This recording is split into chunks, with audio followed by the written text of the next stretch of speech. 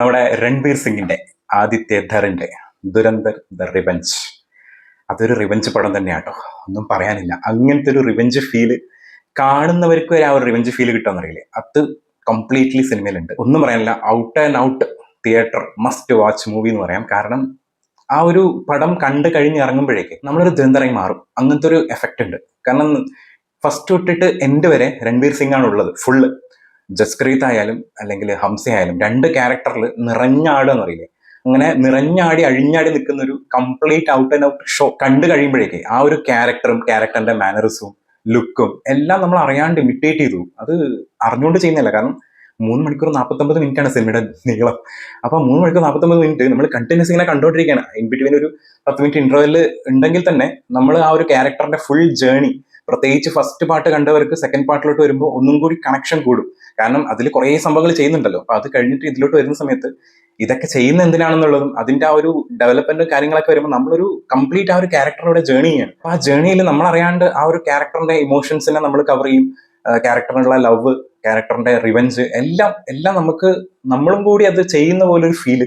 അത് completely claps goes to Aditya Dhar the director. കാരണം ആ ഒരു ഇമോഷൻസിനെ കംപ്ലീറ്റ്ലി 3 മണിക്കൂർ 49 മിനിറ്റിൽ കാണിക്കുക. കാരണം നമുക്കറിയാം പൊതുവെ ചില സിനിമകൾ ഇറങ്ങുമ്പോൾ വലിയ പടങ്ങളാകുമ്പോൾ ആ പടത്തിന്റെ ഫസ്റ്റ് നെഗറ്റീവ് തന്നെ അതായിരിക്കും, ഭയങ്കര നീളം കൂടി പോയല്ലോ, ഭയങ്കര ലാഗായി എന്നൊക്കെ. പക്ഷെ ഇതിൽ അങ്ങനെയല്ല. ഇതിൽ പറഞ്ഞിരിക്കുന്ന രീതിയാണെങ്കിലും ഇടയ്ക്കിടയ്ക്ക് വരുന്ന കറക്റ്റ് ആ ഒരു സോങ് സെലക്ഷനും, കാരണം കുറെ പഴയ പാട്ടുകൾ ഇതിൽ റീമിക്സ് ചെയ്തിട്ടുണ്ട്. അതൊക്കെ ആ റീമിക്സ് ചെയ്യുന്ന സമയത്ത് ആ ഒരു ബീറ്റും കൂടി കിട്ടുമ്പോൾ നമുക്ക് ഒരു റോ റിയലിസ്റ്റിക് മാസ് കമേഴ്ഷ്യൽ എല്ലാം കൂടി മിക്സ് ചെയ്തിട്ടുള്ള ഒരു സിനിമ കംപ്ലീറ്റ്ലി കിട്ടുകയാണ്. അല്ലാന്നുണ്ടെങ്കിൽ ചിലപ്പോൾ എവിടേക്കോ ഒരു ഡോക്യുമെന്ററി സ്വഭാവത്തിലോട്ട് പോകാൻ പറ്റുന്ന ഒരു സിനിമയാണ്. അല്ലാന്നുണ്ടെങ്കിൽ ഇതൊരു സിനിമാറ്റിക് രീതിയിൽ പോവാതെ ഭയങ്കര റോ റിയലിസ്റ്റിക് ആയിട്ട് എടുത്ത് ഞാൻ ചിലപ്പോൾ ഭയങ്കര ലാഗ് ഫീൽ ചെയ്യും. പക്ഷെ അതൊന്നും വരാത്ത രീതിയിൽ കറക്റ്റ് സ്ഥലത്ത് ആക്ഷൻ സീൻസുകൾ, സ്ക്രീൻ പ്രസൻസ്, പിന്നെ അവരുടെ ആ ഒരു ടെൻഷൻ മൊമെന്റ് ക്രിയേറ്റ് ചെയ്യുന്ന ഏരിയാസ്, ത്രില്ലർ മോഡ് എല്ലാം എല്ലാം എവിടെയൊക്കെ വേണം, ട്വിസ്റ്റ് എവിടെ വേണം, എല്ലാം കറക്റ്റായിട്ട് ഡയറക്ടർക്ക് അറിയാം.